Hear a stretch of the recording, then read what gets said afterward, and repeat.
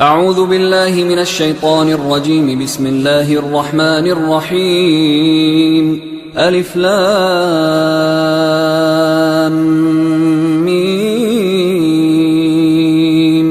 ذلك الكتاب لا ريب فيه هدى للمتقين الذين يؤمنون بالغيب ويقيمون الصلاة ومما رزقناهم ينفقون والذين يؤمنون بما أنزل إليك وما أنزل من قبلك وبالآخرة هم يوقنون أولئك على هدى من ربهم وأولئك هم المفلحون. إن الذين كفروا سواء عليهم أأنذرتهم أم لم تنذرهم لا يؤمنون ختم الله على قلوبهم وعلى سمعهم وعلى أبصارهم غشاوة ولهم عذاب عظيم. ومن الناس من يقول آمنا بالله وباليوم الآخر وما هم بمؤمنين يخادعون الله والذين آمنوا وما يخدعون إلا أنفسهم وما يشعرون في قلوبهم مرض فزادهم الله مرضا ولهم عذاب أليم بما كانوا يكذبون. وإذا قيل لهم لا تفسدوا في الأرض قالوا إنما نحن مصلحون ألا إنهم هم المفسدون ولكن لا يشعرون. وإذا قيل لهم آمنوا كما آمن الناس قالوا أنؤمن كما آمن السفهاء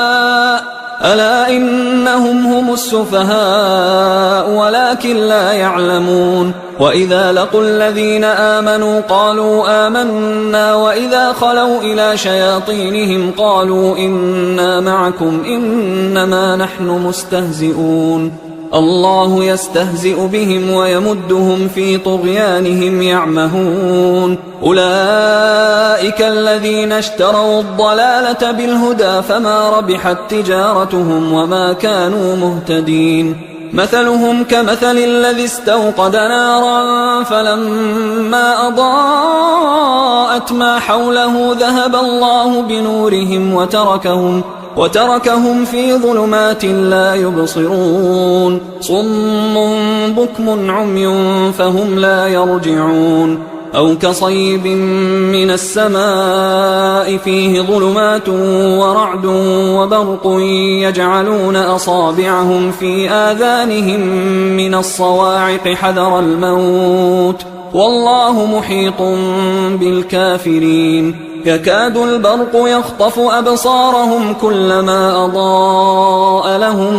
مشوا فيه وإذا أظلم عليهم قاموا ولو شاء الله لذهب بسمعهم وأبصارهم إن الله على كل شيء قدير. يا أيها الناس اعبدوا ربكم الذي خلقكم والذين من قبلكم لعلكم تتقون الذي جعل لكم الأرض فراشا والسماء بناء وأنزل من السماء ماء فأخرج به من الثمرات رزقا لكم فلا تجعلوا لله أندادا وأنتم تعلمون. وإن كنتم في ريب مما نزلنا على عبدنا فأتوا بسورة من مثله وادعوا شهداءكم من دون الله إن كنتم صادقين فإن لم تفعلوا ولن تفعلوا فاتقوا النار التي وقودها الناس والحجارة أعدت للكافرين. وبشر الذين آمنوا وعملوا الصالحات أن لهم جنات تجري من تحتها الأنهار كلما رزقوا منها من ثمرة رزقا قالوا هذا الذي رزقنا من قبل وأتوا به متشابها ولهم فيها أزواج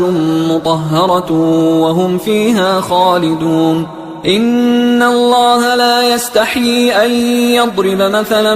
ما بعوضة فما فوقها فأما الذين آمنوا فيعلمون أنه الحق من ربهم وأما الذين كفروا فيقولون ماذا أراد الله بهذا مثلا يضل به كثيرا ويهدي به كثيرا وما يضل به إلا الفاسقين الذين ينقضون عهد الله من بعد ميثاقه ويقطعون ما أمر الله به أن يوصل ويفسدون في الأرض أولئك هم الخاسرون. كيف تكفرون بالله وكنتم أمواتا فأحياكم ثم يميتكم ثم يحييكم ثم إليه ترجعون. هو الذي خلق لكم ما في الأرض جميعا ثم استوى إلى السماء فسواهن 7 سماوات وهو بكل شيء عليم. وإذ قال ربك للملائكة إني جاعل في الأرض خليفة قالوا أتجعل فيها من يفسد فيها ويسفك الدماء ونحن نسبح بحمدك ونقدس لك قال إني أعلم ما لا تعلمون. وعلم آدم الأسماء كلها ثم عرضهم على الملائكة فقال أنبئوني بأسماء هؤلاء إن كنتم صادقين. قالوا سبحانك لا علم لنا إلا ما علمتنا إنك أنت العليم الحكيم. قال يا آدم أنبئهم بأسمائهم فلما أنبأهم بأسمائهم قال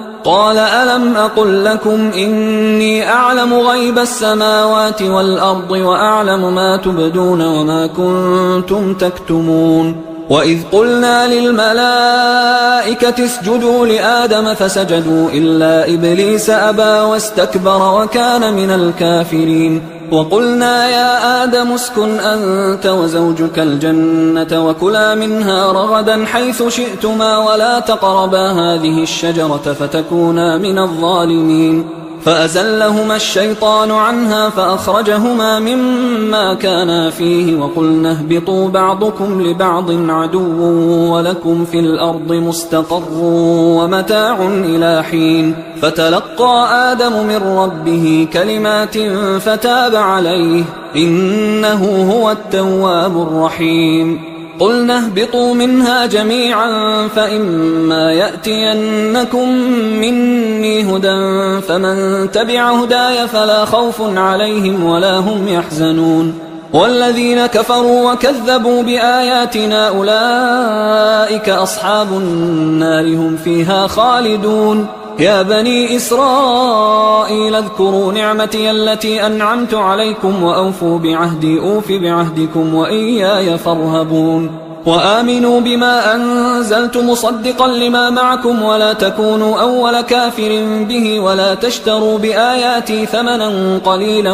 وإياي فاتقون. ولا تلبسوا الحق بالباطل وتكتموا الحق وأنتم تعلمون. وأقيموا الصلاة وآتوا الزكاة واركعوا مع الراكعين. أتأمرون الناس بالبر وتنسون أنفسكم وأنتم تتلون الكتاب أفلا تعقلون. واستعينوا بالصبر والصلاة وإنها لكبيرة إلا على الخاشعين الذين يظنون أنهم ملاقو ربهم وأنهم إليه راجعون. يا بني إسرائيل اذكروا نعمتي التي أنعمت عليكم وأني فضلتكم على العالمين. واتقوا يوما لا تجزي نفس عن نفس شيئا ولا يقبل منها شفاعة ولا يؤخذ منها عدل ولا هم ينصرون. وإذ نجيناكم من آل فرعون يسومونكم سوء العذاب يذبحون أبناءكم ويستحيون نساءكم وفي ذلكم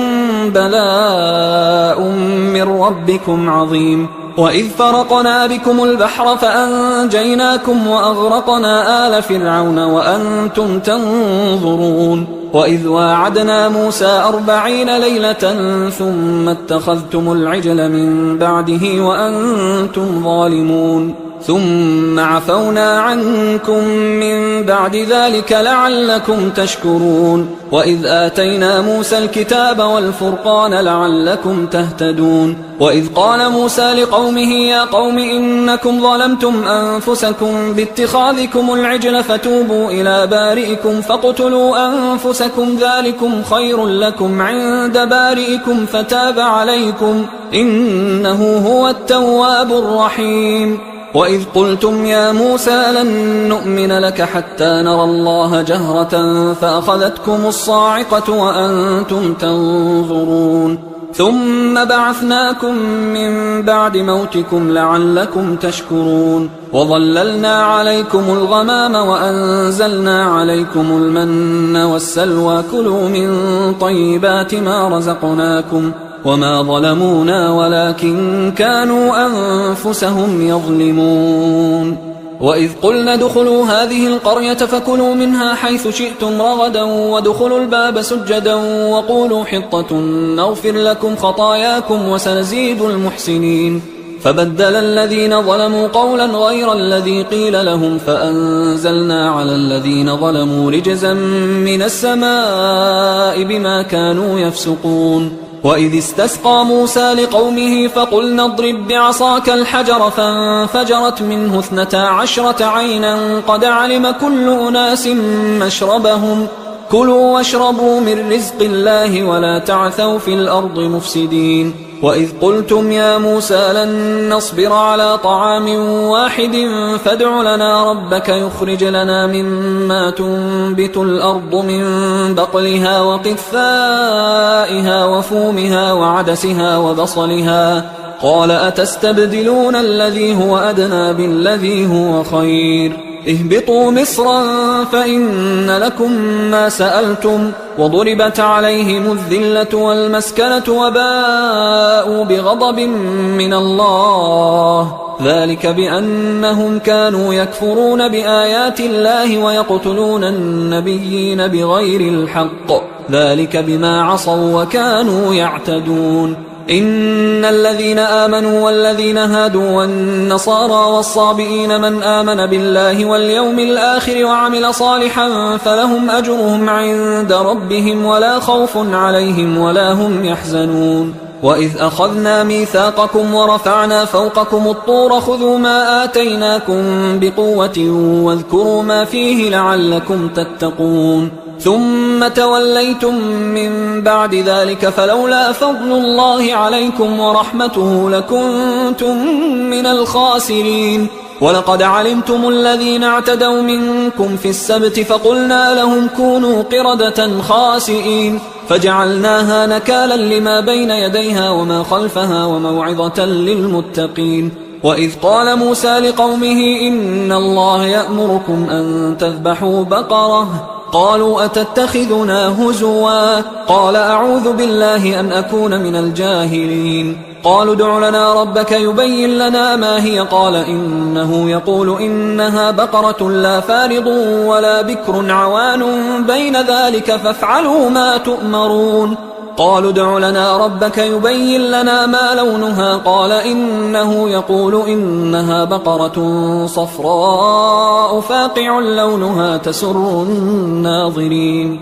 قالوا ادع لنا ربك يبين لنا ما هي إن البقرة شابه علينا وإنا إن شاء الله لمهتدون قال إنه يقول إنها بقرة لا ذلول تثير الأرض ولا تسقي الحرث مسلمة لا شية فيها قالوا الآن جئت بالحق فذبحوها وما كادوا يفعلون وإذ قتلتم نفسا فادارأتم فيها والله مخرج ما كنتم تكتمون فقلنا اضربوه ببعضها كذلك يحيي الله الموتى ويريكم آياته لعلكم تعقلون ثم قست قلوبكم من بعد ذلك فهي كالحجارة أو أشد قسوة وإن من الحجارة لما يتفجر منه الأنهار وإن منها لما يشقق فيخرج منه الماء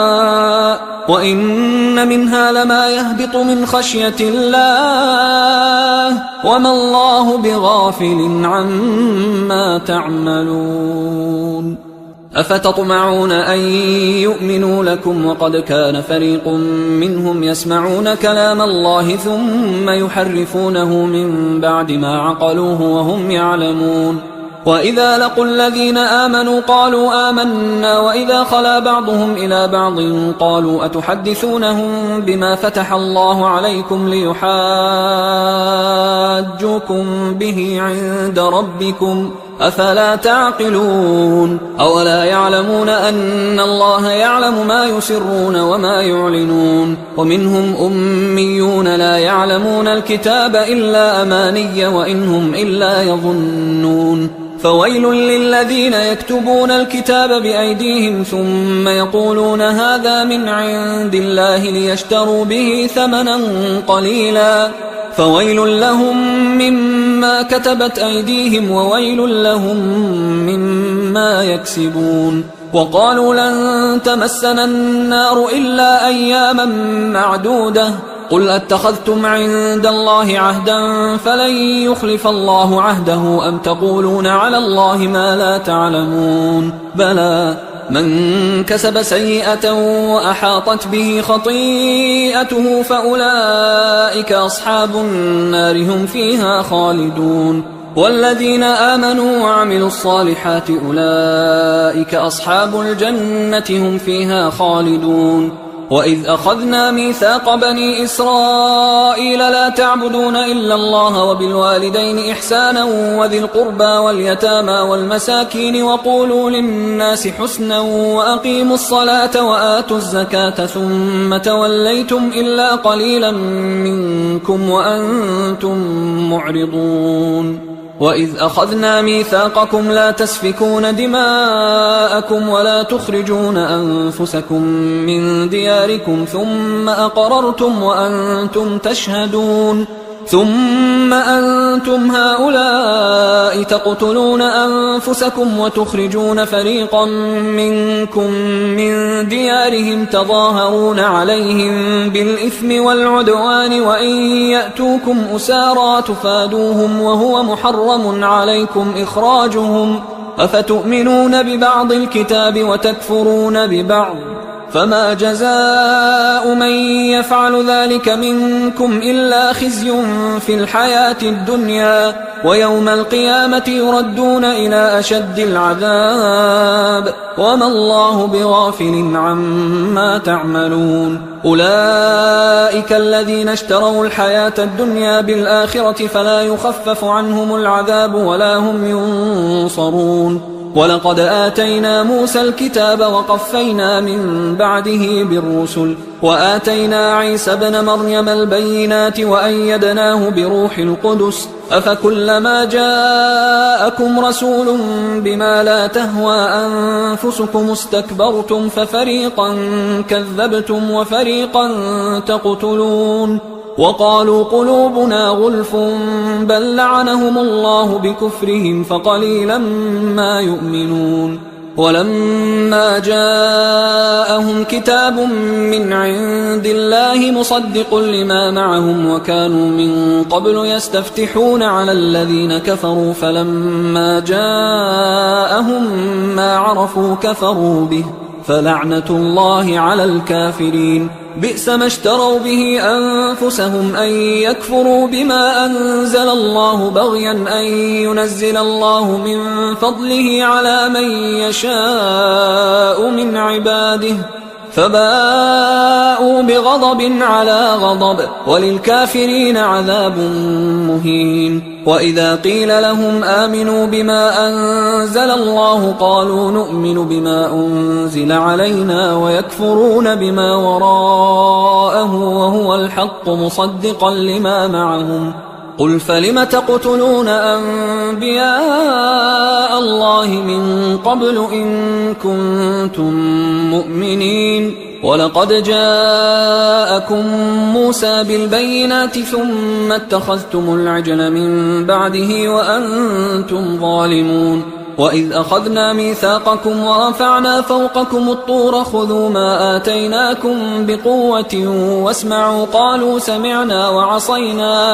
قالوا سمعنا وعصينا وأشربوا في قلوبهم العجل بكفرهم قل بئس ما يأمركم به إيمانكم إن كنتم مؤمنين قل إن كانت لكم الدار الآخرة عند الله خالصة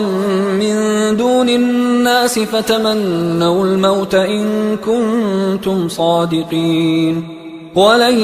يتمنوه أبدا بما قدمت أيديهم والله عليم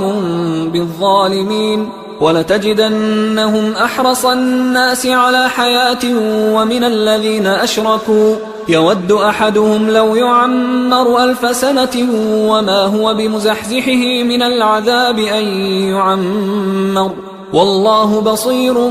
بما يعملون قل من كان عدوا لجبريل فإنه نزله على قلبك بإذن الله مصدقا لما بين يديه وهدى وبشرى للمؤمنين من كان عدوا لله وملائكته ورسله وجبريل وميكال فإن الله عدو للكافرين ولقد أنزلنا إليك آيات بينات وما يكفر بها إلا الفاسقون أوكلما عاهدوا عهدا نبذه فريق منهم بل أكثرهم لا يؤمنون ولما جاءهم رسول من عند الله مصدق لما معهم نبذ فريق من الذين أوتوا الكتاب كتاب الله وراء ظهورهم كأنهم لا يعلمون واتبعوا ما تتلو الشياطين على ملك سليمان وما كفر سليمان ولكن الشياطين كفروا يعلمون الناس السحر وما أنزل على الملكين ببابل هاروت وماروت وما يعلمان من أحد حتى يقولا إنما نحن فتنة فلا تكفر فيتعلمون منهما ما يفرقون به بين المرء وزوجه وما هم بضارين به من أحد إلا بإذن الله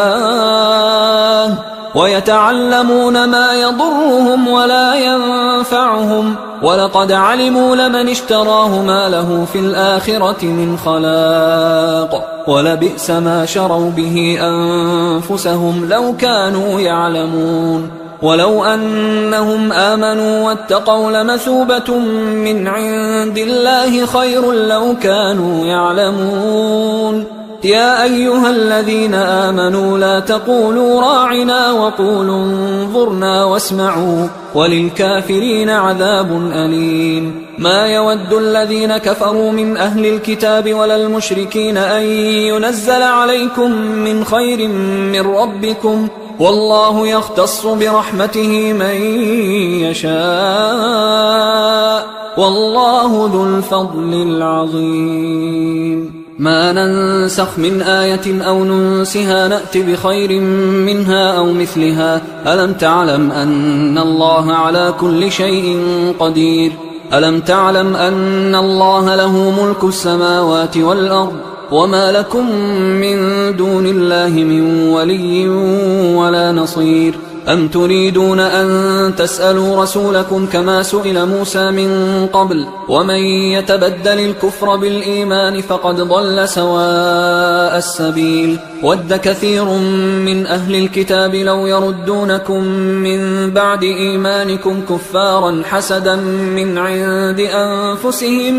من بعد ما تبين لهم الحق فاعفوا واصفحوا حتى يأتي الله بأمره إن الله على كل شيء قدير وأقيموا الصلاة وآتوا الزكاة وما تقدموا لأنفسكم من خير تجدوه عند الله إن الله بما تعملون بصير. وقالوا لن يدخل الجنة إلا من كان هودا أو نصارى تلك أمانيهم قل هاتوا برهانكم إن كنتم صادقين بلى من أسلم وجهه لله وهو محسن فله أجره عند ربه ولا خوف عليهم ولا هم يحزنون. وقالت اليهود ليست النصارى على شيء وقالت النصارى ليست اليهود على شيء وهم يتلون الكتاب كذلك قال الذين لا يعلمون مثل قولهم فالله يحكم بينهم يوم القيامة فيما كانوا فيه يختلفون. ومن أظلم ممن منع مساجد الله أن يذكر فيها اسمه وسعى في خرابها أولئك ما كان لهم أن يدخلوها إلا خائفين لهم في الدنيا خزي ولهم في الآخرة عذاب عظيم. ولله المشرق والمغرب فأينما تولوا فثم وجه الله إن الله واسع عليم. وقالوا اتخذ الله ولدا سبحانه بل له ما في السماوات والأرض كل له قانتون بديع السماوات والأرض وإذا قضى أمرا فإنما يقول له كن فيكون. وقال الذين لا يعلمون لولا يكلمنا الله أو تأتينا آية كذلك قال الذين من قبلهم مثل قولهم تشابهت قلوبهم قد بينا الآيات لقوم يوقنون. إنا أرسلناك بالحق بشيرا ونذيرا ولا تسأل عن أصحاب الجحيم. ولن ترضى عنك اليهود ولا النصارى حتى تتبع ملتهم قل إن هدى الله هو الهدى ولئن اتبعت أهواءهم بعد الذي جاءك من العلم ما لك من الله من ولي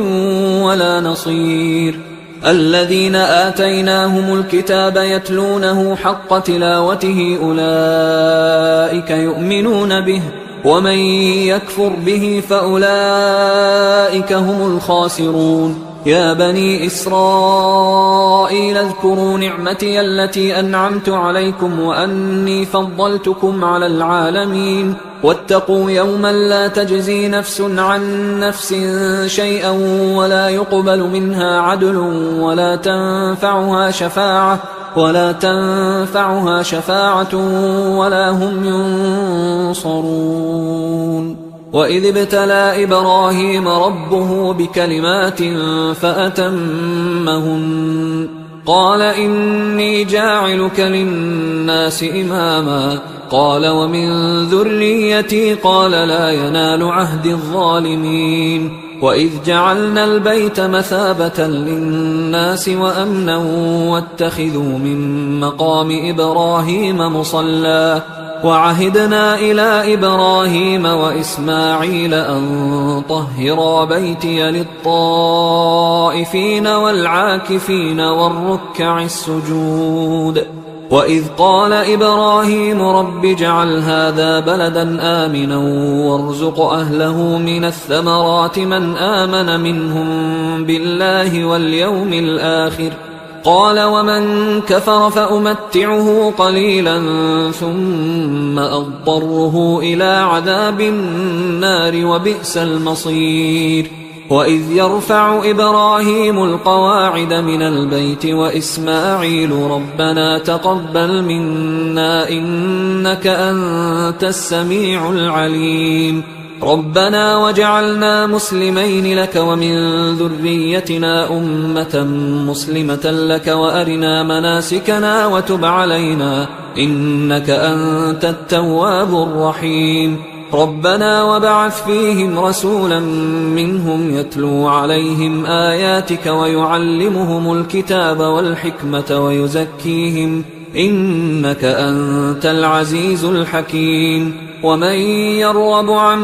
ملة إبراهيم إلا من سفه نفسه ولقد اصطفيناه في الدنيا وإنه في الآخرة لمن الصالحين. إذ قال له ربه أسلم قال أسلمت لرب العالمين. ووصى بها إبراهيم بنيه ويعقوب يا بني إن الله اصطفى لكم الدين فلا تموتن إلا وأنتم مسلمون. أم كنتم شهداء إذ حضر يعقوب الموت إذ قال لبنيه ما تعبدون من بعدي قالوا نعبد إلهك وإله آبائك إبراهيم وإسماعيل وإسحاق إلها واحدا ونحن له مسلمون. تلك أمة قد خلت لها ما كسبت ولكم ما كسبتم ولا تسألون عما كانوا يعملون. وقالوا كونوا هودا أو نصارى تهتدوا قل بل ملة إبراهيم حنيفا وما كان من المشركين. قولوا آمنا بالله وما أنزل إلينا وما أنزل إلى إبراهيم وإسماعيل وإسحاق ويعقوب والأسباط وما أوتي موسى وعيسى وما أوتي النبيون من ربهم لا نفرق بين أحد منهم ونحن له مسلمون. فإن آمنوا بمثل ما آمنتم به فقد اهتدوا وإن تولوا فإنما هم في شقاق فسيكفيكهم الله وهو السميع العليم. صبغة الله ومن أحسن من الله صبغة ونحن له عابدون. قل أتحاجوننا في الله وهو ربنا وربكم ولنا أعمالنا ولكم أعمالكم ونحن له مخلصون. أم تقولون إن إبراهيم وإسماعيل وإسحاق ويعقوب والأسباط كانوا هودا أو نصارى قل أأنتم أعلم أم الله ومن أظلم ممن كتم شهادة عنده من الله وما الله بغافل عما تعملون. تلك أمة قد خلت لها ما كسبت ولكم ما كسبتم ولا تسألون عما كانوا يعملون. سيقول السفهاء من الناس ما ولاهم عن قبلتهم التي كانوا عليها قل لله المشرق والمغرب يهدي من يشاء إلى صراط مستقيم. وكذلك جعلناكم أمة وسطا لتكونوا شهداء على الناس ويكون الرسول عليكم شهيدا. وما جعلنا القبلة التي كنت عليها إلا لنعلم من يتبع الرسول ممن ينقلب على عقبيه وإن كانت لكبيرة إلا على الذين هدى الله وما كان الله ليضيع إيمانكم إن الله بالناس لرؤوف رحيم. قد نرى تقلب وجهك في السماء فلنولينك قبلة ترضاها فول وجهك شطر المسجد الحرام وحيث ما كنتم فولوا وجوهكم شطره وإن الذين أوتوا الكتاب ليعلمون أنه الحق من ربهم وما الله بغافل عما يعملون. ولئن أتيت الذين أوتوا الكتاب بكل آية ما تبعوا قبلتك وما أنت بتابع قبلتهم وما بعضهم بتابع قبلة بعض ولئن اتبعت أهواءهم من بعد ما جاءك من العلم إنك إذا لمن الظالمين. الذين آتيناهم الكتاب يعرفونه كما يعرفون أبناءهم وإن فريقا منهم ليكتمون الحق وهم يعلمون الحق من ربك فلا تكونن من الممترين ولكل وجهة هو موليها فاستبقوا الخيرات أينما تكونوا يأت بكم الله جميعا إن الله على كل شيء قدير ومن حيث خرجت فول وجهك شطر المسجد الحرام وإنه للحق من ربك وما الله بغافل عما تعملون ومن حيث خرجت فول وجهك شطر المسجد الحرام وحيث ما كنتم فولوا وجوهكم شطره لئلا يكون للناس عليكم حجة إلا الذين ظلموا منهم فلا تخشوهم واخشوني ولأتم نعمتي عليكم ولعلكم تهتدون كما أرسلنا فيكم رسولا منكم يتلو عليكم آياتنا ويزكيكم ويعلمكم الكتاب والحكمة ويعلمكم ما لم تكونوا تعلمون فاذكروني أذكركم واشكروا لي ولا تكفرون يا أيها الذين آمنوا استعينوا بالصبر والصلاة إن الله مع الصابرين ولا تقولوا لمن يقتل في سبيل الله أموات بل أحياء ولكن لا تشعرون ولنبلونكم بشيء من الخوف والجوع ونقص من الأموال والأنفس والثمرات وبشر الصابرين الذين إذا أصابتهم مصيبة قالوا إنا لله وإنا إليه راجعون أولئك عليهم صلوات من ربهم ورحمة وأولئك هم المهتدون إن الصفا والمروة من شعائر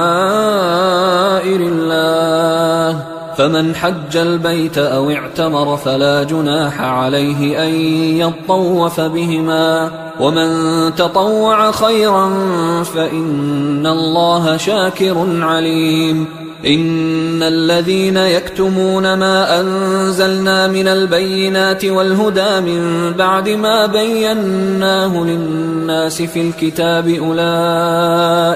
أولئك يلعنهم الله ويلعنهم اللاعنون إلا الذين تابوا وأصلحوا وبينوا فأولئك أتوب عليهم وأنا التواب الرحيم إن الذين كفروا وماتوا وهم كفار أولئك عليهم لعنة الله والملائكة والناس أجمعين خالدين فيها لا يخفف عنهم العذاب ولا هم ينظرون وإلهكم إله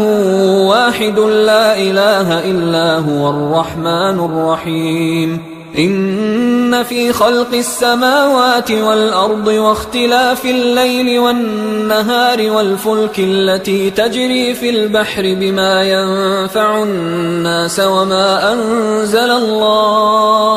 وما أنزل الله من السماء من ماء فأحيا به الأرض بعد موتها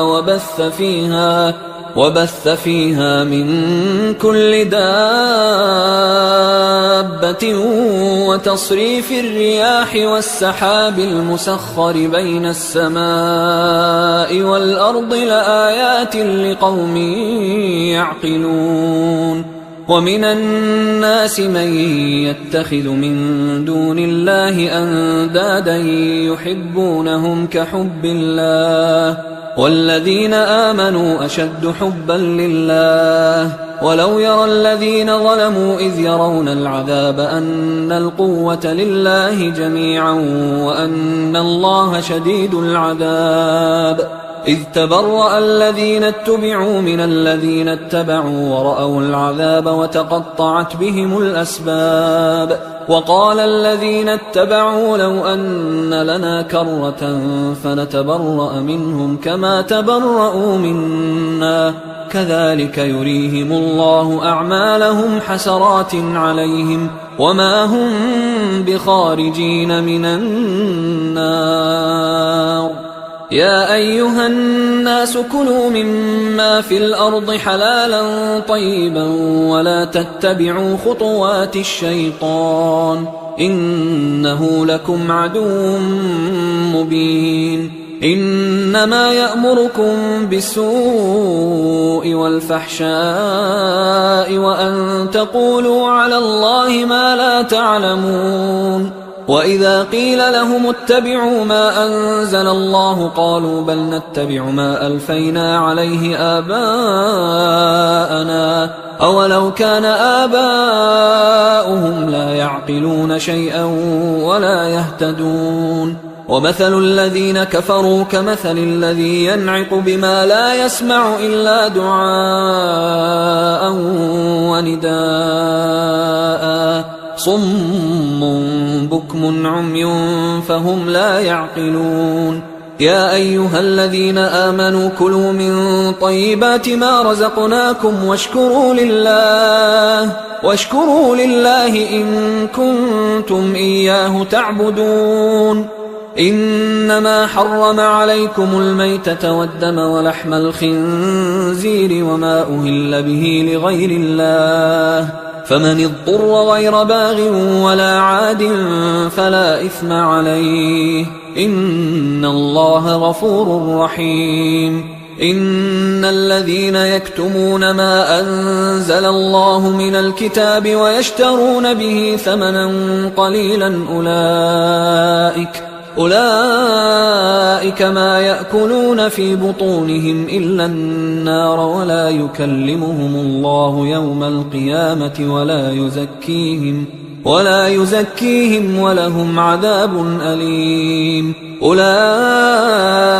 الذين اشتروا الضلالة بالهدى والعذاب بالمغفرة فما أصبرهم على النار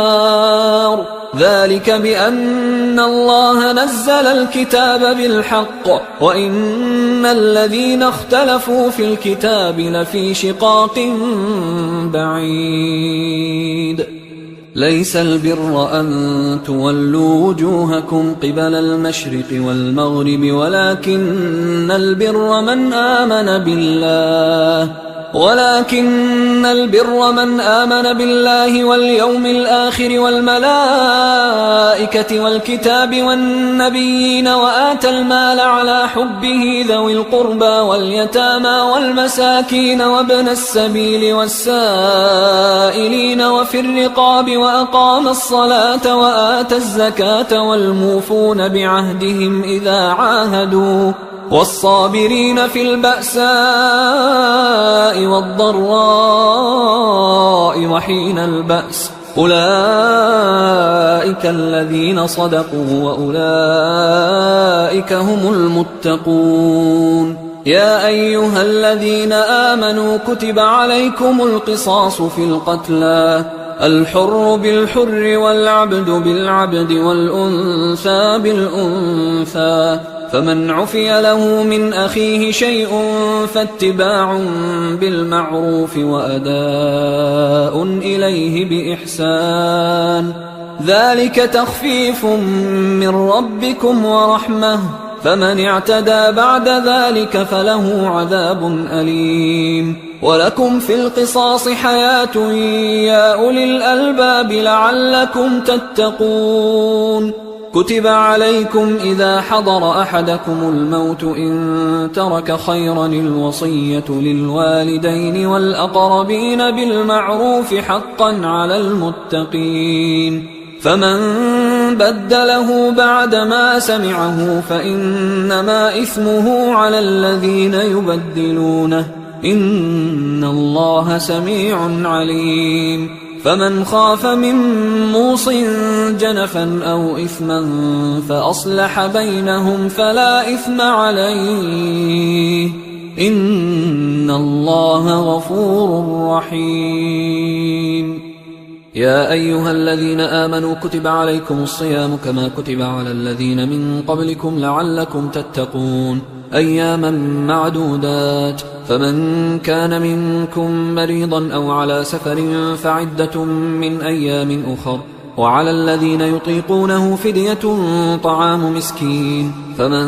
تطوع خيرا فهو خير له، وأن تصوموا خير لكم إن كنتم تعلمون. شهر رمضان الذي أنزل فيه القرآن هدى للناس وبينات من الهدى والفرقان، فمن شهد منكم الشهر فليصمه، ومن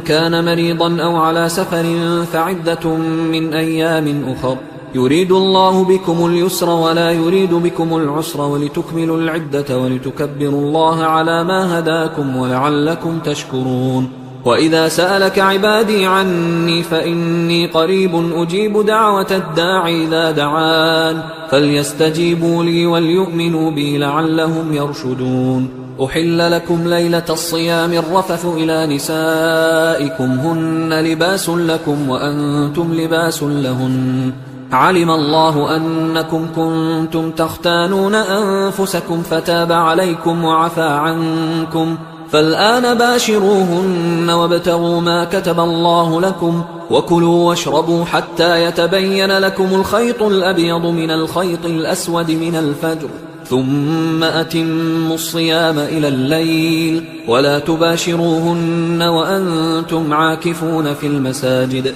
تلك حدود الله فلا تقربوها، كذلك يبين الله آياته للناس لعلهم يتقون. ولا تأكلوا أموالكم بينكم بالباطل وتدلوا بها إلى الحكام لتأكلوا فريقا من أموال الناس بالإثم وأنتم تعلمون. يسألونك عن الأهلة قل هي مواقيت للناس والحج، وليس البر بأن تأتوا البيوت من ظهورها ولكن البر من اتقى، وأتوا البيوت من أبوابها واتقوا الله لعلكم تفلحون. وقاتلوا في سبيل الله الذين يقاتلونكم ولا تعتدوا إن الله لا يحب المعتدين. وقتلوهم حيث ثقفتموهم وأخرجوهم من حيث أخرجوكم والفتنة أشد من القتل، ولا تقاتلوهم عند المسجد الحرام حتى يقاتلوكم فيه، فإن قاتلوكم فاقتلوهم، كذلك جزاء الكافرين، فإن انتهوا فإن الله غفور رحيم. وقاتلوهم حتى لا تكون فتنة ويكون الدين لله، فإن انتهوا فلا عدوان إلا على الظالمين. الشهر الحرام بالشهر الحرام والحرمات قصاص، فمن اعتدى عليكم فاعتدوا عليه بمثل ما اعتدى عليكم، واتقوا الله واعلموا أن الله مع المتقين. وأنفقوا في سبيل الله ولا تلقوا بأيديكم إلى التهلكة وأحسنوا إن الله يحب المحسنين. وأتموا الحج والعمرة لله، فإن أحصرتم فما استيسر من الهدي، ولا تحلقوا رؤوسكم حتى يبلغ الهدي محله، فمن كان منكم مريضا أو به أذى من رأسه ففدية من صيام أو صدقة أو نسك، فإذا أمنتم فمن تمتع بالعمرة إلى الحج فما استيسر من الهدي، فمن لم يجد فصيام 3 أيام في الحج و7 إذا رجعتم، تلك 10 كاملة، ذلك لمن لم يكن أهله حاضر المسجد الحرام. واتقوا الله واعلموا أن الله شديد العقاب. الحج أشهر معلومات، فمن فرض فيهن الحج فلا رفث ولا فسوق ولا جدال في الحج وما تفعلوا من خير يعلمه الله وتزودوا فإن خير الزاد التقوى واتقون يا أولي الألباب ليس عليكم جناح أن تبتغوا فضلا من ربكم فإذا أفضتم من عرفات فاذكروا الله عند المشعر الحرام واذكروه كما هداكم وإن كنتم من قبله لمن الضالين ثم أفيضوا من حيث أفاض الناس واستغفروا الله إن الله غفور رحيم فإذا قضيتم مناسككم فاذكروا الله كذكركم آباءكم أو أشد ذكرا فمن الناس من يقول ربنا آتنا في الدنيا وما له في الآخرة من خلاق ومنهم من يقول ربنا آتنا في الدنيا حسنة وفي الآخرة حسنة وقنا عذاب النار أولئك لهم نصيب مما كسبوا والله سريع الحساب واذكروا الله في أيام معدودات فمن تعجل في يومين فلا إثم عليه ومن تأخر فلا إثم عليه لمن اتقى واتقوا الله واعلموا أنكم إليه تحشرون ومن الناس من يعجبك قوله في الحياة الدنيا ويشهد الله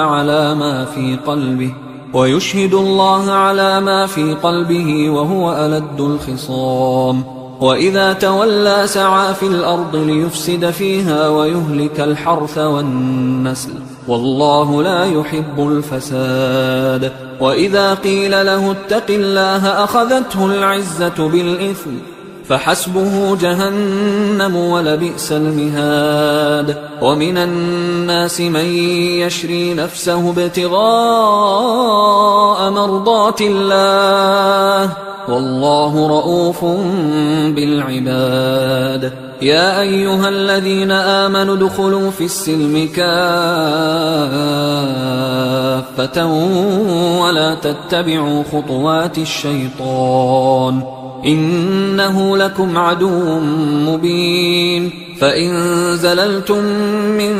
بعد ما جاءتكم البينات فاعلموا أن الله عزيز حكيم هل ينظرون إلا أن يأتيهم الله في ظلل من الغمام والملائكة وقضي الأمر وإلى الله ترجع الأمور سل بني إسرائيل كم آتيناهم من آية بينة ومن يبدل نعمة الله من بعد ما جاءته فإن الله شديد العقاب زين للذين كفروا الحياة الدنيا ويسخرون من الذين آمنوا والذين اتقوا فوقهم يوم القيامة والله يرزق من يشاء بغير حساب كان الناس أمة واحدة فبعث الله النبيين مبشرين ومنذرين وأنزل معهم الكتاب بالحق ليحكم بين الناس فيما اختلفوا فيه وما اختلف فيه إلا الذين أوتوه من بعد ما جاءتهم البينات بغيا بينهم فهدى الله الذين آمنوا لما اختلفوا فيه من الحق بإذنه والله يهدي من يشاء إلى صراط مستقيم أم حسبتم أن تدخلوا الجنة ولما يأتكم مثل الذين خلوا من قبلكم مستهم البأساء والضراء وزلزلوا حتى يقول الرسول والذين آمنوا معه متى نصر الله ألا إن نصر الله قريب يسألونك ماذا ينفقون قل ما أنفقتم من خير فللوالدين والأقربين واليتامى والمساكين وابن السبيل وما تفعلوا من خير فإن الله به عليم كتب عليكم القتال وهو كره لكم وعسى أن تكرهوا شيئا وهو خير لكم وعسى أن تحبوا شيئا وهو شر لكم والله يعلم وأنتم لا تعلمون يسألونك عن الشهر الحرام قتال فيه قل قتال فيه كبير وصد عن سبيل الله وكفر به والمسجد الحرام وإخراج أهله منه أكبر عند الله والفتنة أكبر من القتل ولا يزالون يقاتلونكم حتى يردوكم عن دينكم إن استطاعوا ومن يرتدد منكم عن دينه فيمت وهو كافر فأولئك حبطت أعمالهم في الدنيا والآخرة وأولئك أصحاب النار هم فيها خالدون إن الذين آمنوا والذين هاجروا وجاهدوا في سبيل الله أولئك يرجون رحمة الله والله غفور رحيم يسألونك عن الخمر والميسر قل فيهما إثم كبير ومنافع للناس وإثمهما أكبر من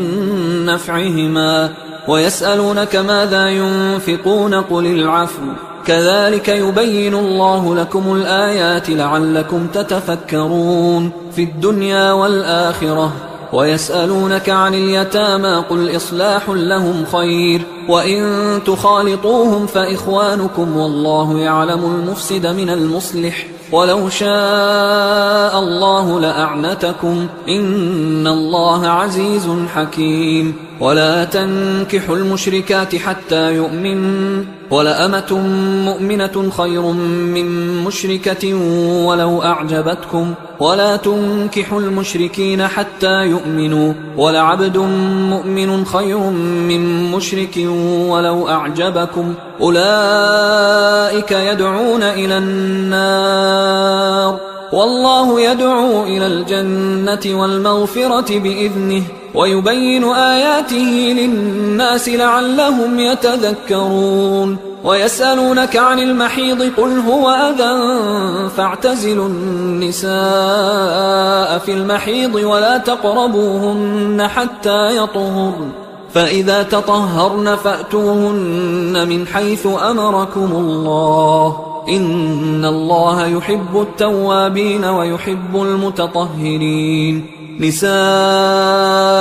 حرث لكم فأتوا حرثكم أنى شئتم وقدموا لأنفسكم واتقوا الله واعلموا أنكم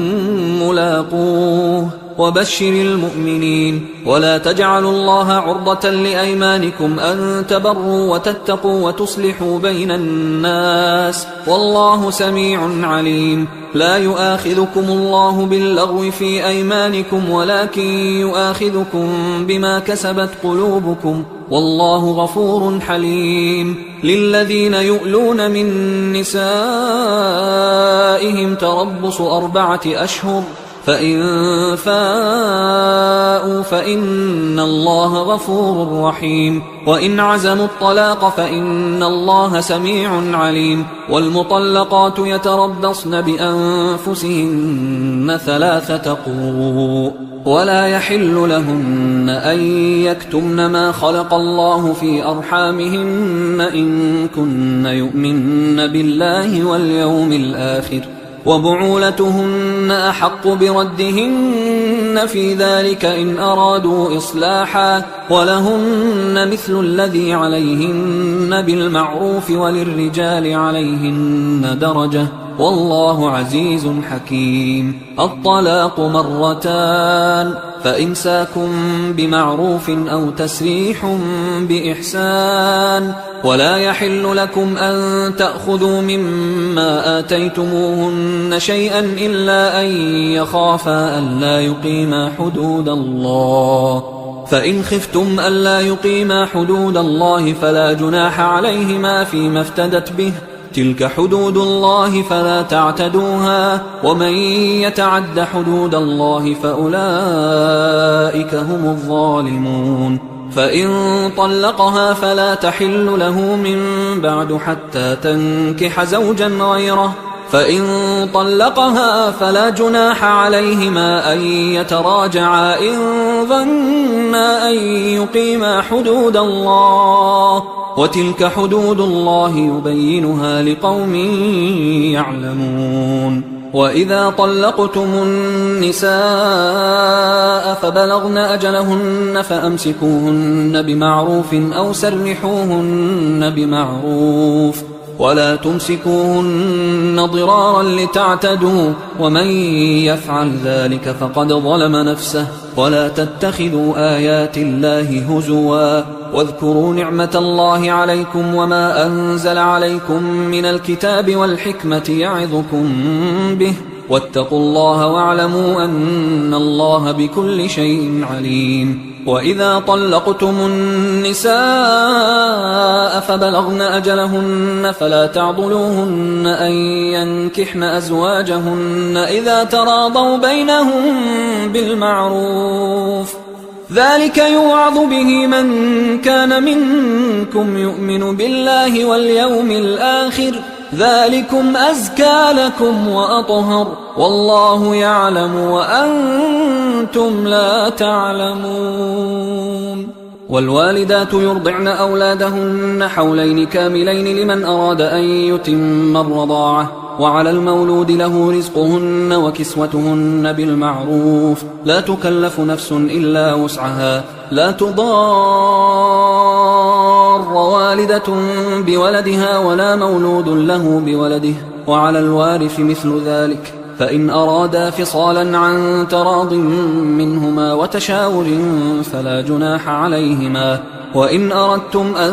تسترضعوا أولادكم فلا جناح عليكم إذا سلمتم ما آتيتم بالمعروف، واتقوا الله واعلموا أن الله بما تعملون بصير. والذين يتوفون منكم ويذرون أزواجا يتربصن بأنفسهن 4 أشهر وعشرا، فإذا بلغن أجلهن فلا جناح عليكم فيما فعلن في أنفسهن بالمعروف، والله بما تعملون خبير. ولا جناح عليكم فيما عرضتم به من خطبة النساء أو أكننتم في أنفسكم، علم الله أنكم ستذكرونهن ولكن لا تواعدوهن سرا إلا أن تقولوا قولا معروفا، ولا تعزموا عقدة النكاح حتى يبلغ الكتاب أجله، واعلموا أن الله يعلم ما في أنفسكم فاحذروه، واعلموا أن الله غفور حليم. لا جناح عليكم إن طلقتم النساء ما لم تمسوهن أو تفرضوا لهن فريضة، ومتعوهن على الموسع قدره وعلى المقتر قدره متاعا بالمعروف حقا على المحسنين. وإن طلقتموهن من قبل أن تمسوهن وقد فرضتم لهن فريضة فنصف ما فرضتم إلا أن يعفون أو يعفو الذي بيده عقدة النكاح، وأن تعفوا أقرب للتقوى، ولا تنسوا الفضل بينكم، إن الله بما تعملون بصير. حافظوا على الصلوات والصلاة الوسطى وقوموا لله قانتين، فإن خفتم فرجالا أو ركبانا، فإذا أمنتم فاذكروا الله كما علمكم ما لم تكونوا تعلمون. والذين يتوفون منكم ويذرون أزواجا وصية لأزواجهم متاعا إلى الحول غير إخراج، فإن خرجن فلا جناح عليكم فيما فعلن في أنفسهن من معروف، والله عزيز حكيم. وللمطلقات متاع بالمعروف حقا على المتقين، كذلك يبين الله لكم آياته لعلكم تعقلون. ألم تر إلى الذين خرجوا من ديارهم وهم ألوف حذر الموت فقال لهم الله موتوا ثم أحياهم، إن الله لذو فضل على الناس ولكن أكثر الناس لا يشكرون وقاتلوا في سبيل الله واعلموا أن الله سميع عليم من ذا الذي يقرض الله قرضا حسنا فيضاعفه له أضعافا كثيرة والله يقبض ويبسط وإليه ترجعون ألم تر إلى الملأ من بني إسرائيل من بعد موسى إذ قالوا لنبي له مبعث لنا ملكا نقاتل في سبيل الله قال هل عسيتم إن كتب عليكم القتال ألا تقاتلوا قالوا وما لنا ألا نقاتل في سبيل الله وقد أخرجنا من ديارنا وأبنائنا فلما كتب عليهم القتال تولوا إلا قليلا منهم والله عليم بالظالمين وقال لهم نبيهم إن الله قد بعث لكم طالوت ملكا قالوا أنى يكون له الملك علينا ونحن أحق بالملك منه ولم يؤت سعة من المال قال إن الله اصطفاه عليكم وزاده بسطة في العلم والجسم والله يؤتي ملكه من يشاء والله واسع عليم وقال لهم نبيهم إن آية ملكه أن يأتيكم التابوت فيه سكينة من ربكم وبقية مما ترك آل موسى وآل هارون تحمله الملائكة إن في ذلك لآية لكم إن كنتم مؤمنين فلما فصل طالوت بالجنود قال إن الله مبتليكم بنهر فمن شرب منه فليس مني ومن لم يطعمه فإنه مني إلا من اغترف غرفة بيده فشربوا منه إلا قليلا منهم فلما جاوزه هو والذين آمنوا معه قالوا لا طاقة لنا اليوم بجالوت وجنوده قال الذين يظنون أنهم ملاقوا الله كم من فئة قليلة غلبت فئة كثيرة بإذن الله والله مع الصابرين ولما برزوا لجالوت وجنوده قالوا ربنا أفرغ علينا صبرا وثبت أقدامنا وانصرنا على القوم الكافرين فهزموهم بإذن الله وقتل داود جالوت وآتاه الله الملك والحكمة وعلمه مما يشاء ولولا دفع الله الناس بعضهم ببعض لفسدت الأرض ولكن الله ذو فضل على العالمين تلك آيات الله نتلوها عليك بالحق وإنك لمن المرسلين تلك الرسل فضلنا بعضهم على بعض منهم من كلم الله ورفع بعضهم درجات وآتينا عيسى ابن مريم البينات وأيدناه بروح القدس ولو شاء الله ما اقتتل الذين من بعدهم من بعد ما جاءتهم البينات ولكن اختلفوا فمنهم من آمن ومنهم من كفر ولو شاء الله ما اقتتلوا ولكن الله يفعل ما يريد يا أيها الذين آمنوا أنفقوا مما رزقناكم من قبل أن يأتي يوم لا بيع فيه ولا خلة ولا شفاعة والكافرون هم الظالمون الله لا إله إلا هو الحي القيوم لا تأخذه سنة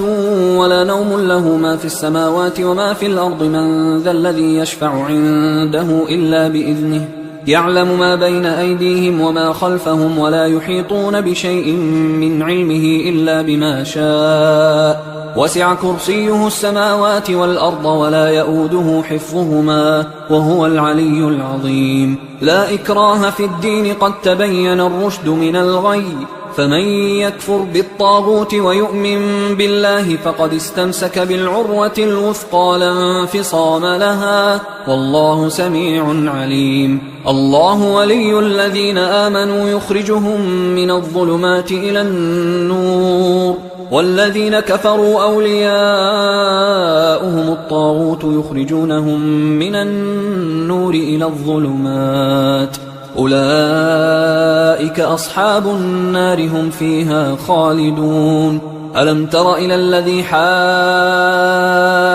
إبراهيم في ربه أن آتاه الله الملك إذ قال إبراهيم ربي الذي يحيي ويميت قال أنا أحيي وأميت. قال إبراهيم فإن الله يأتي بالشمس من المشرق فأت بها من المغرب فبهت الذي كفر والله لا يهدي القوم الظالمين. أو كالذي مر على قرية وهي خاوية على عروشها قال أنى يحيي هذه الله بعد موتها فأماته الله 100 عام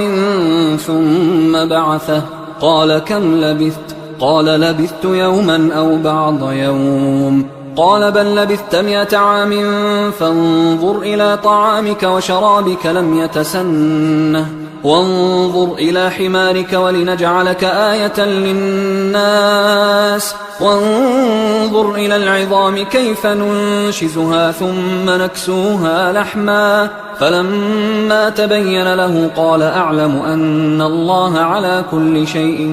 قدير. وإذ قال إبراهيم رب أرني كيف تحيي الموتى قال أولم تؤمن قال بلى ولكن ليطمئن قلبي قال فخذ 4 من الطير فصرهن إليك ثم اجعل على كل جبل منهن جزءا ثم ادعهن يأتينك سعيا واعلم أن الله عزيز حكيم. مثل الذين ينفقون أموالهم في سبيل الله كمثل حبة أنبتت 7 سنابل في كل سنبلة 100 حبة والله يضاعف لمن يشاء والله واسع عليم. الذين ينفقون أموالهم في سبيل الله ثم لا يتبعون ما أنفقوا منا ولا أذى لهم أجرهم عند ربهم ولا خوف عليهم ولا هم يحزنون. قول معروف ومغفرة خير من صدقة يتبعها أذى والله غني حليم. يا أيها الذين آمنوا لا تبطلوا صدقاتكم بالمن والأذى كالذي ينفق ماله رئاء الناس ولا يؤمن بالله واليوم الآخر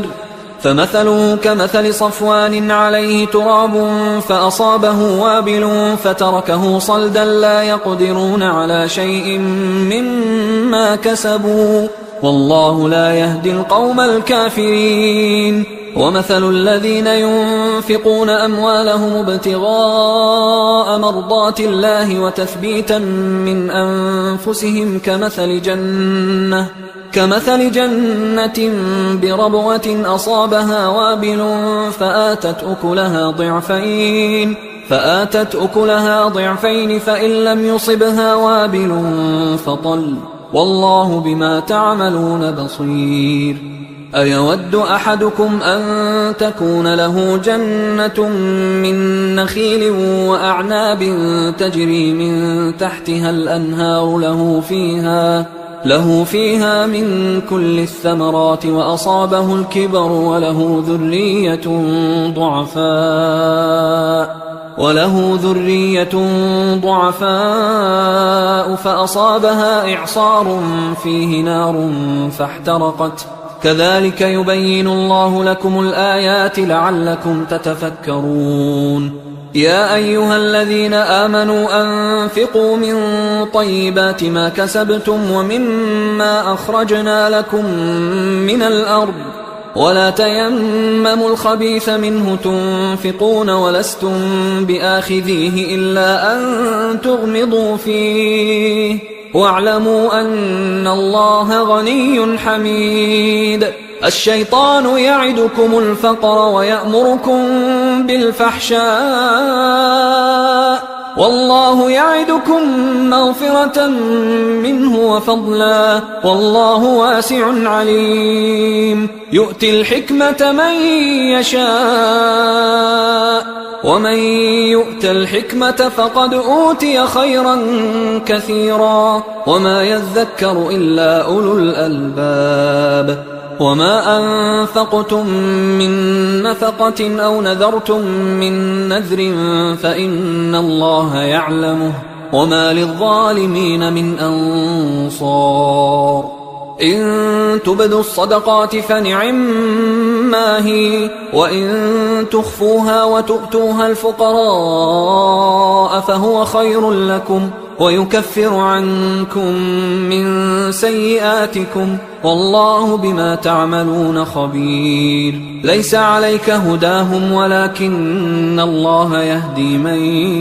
يشاء وما تنفقوا من خير فلأنفسكم وما تنفقون إلا ابتغاء وجه الله وما تنفقوا من خير يوفى إليكم وأنتم لا تظلمون للفقراء الذين أحصروا في سبيل الله لا يستطيعون ضربا في الأرض يحسبهم الجاهل أغنياء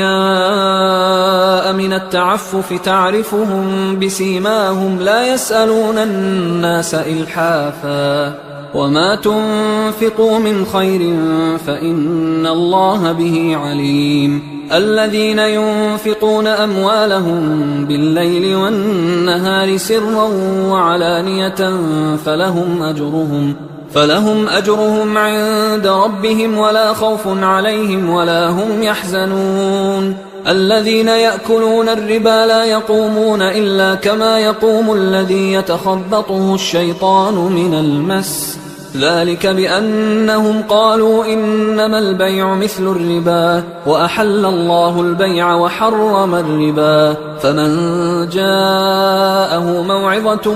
من ربه فانتهى فله ما سلف وأمره إلى الله ومن عاد فأولئك أصحاب النار هم فيها خالدون يمحق الله الربا ويربي الصدقات والله لا يحب كل كفار أثيم إن الذين آمنوا وعملوا الصالحات وأقاموا الصلاة وآتوا الزكاة لهم أجرهم عند ربهم ولا خوف عليهم ولا هم يحزنون يا أيها الذين آمنوا اتقوا الله وذروا ما بقي من الربا إن كنتم مؤمنين فإن لم تفعلوا فأذنوا بحرب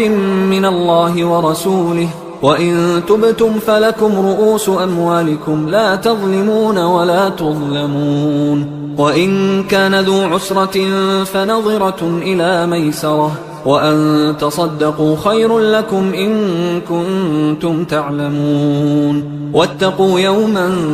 ترجعون فيه إلى الله ثم توفى كل نفس ما كسبت وهم لا يظلمون يا أيها الذين آمنوا إذا تداينتم بدين إلى أجل مسمى فاكتبوه وليكتب بينكم كاتب بالعدل ولا يأب كاتب أن يكتب كما علمه الله فليكتب وليملل الذي عليه الحق وليتق الله ربه ولا يبخس منه شيئا فإن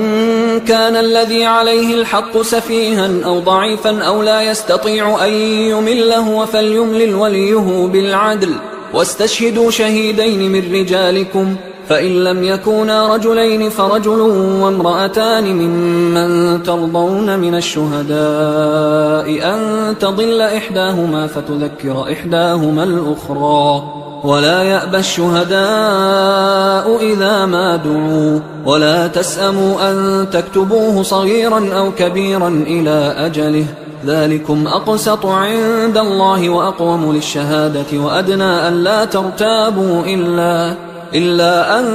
تكون تجارة حاضرة تديرونها بينكم فليس عليكم جناح ألا تكتبوها وأشهدوا إذا تبايعتم ولا يضار كاتب ولا شهيد وإن تفعلوا فإنه فسوق بكم واتقوا الله ويعلمكم الله والله بكل شيء عليم وإن كنتم على سفر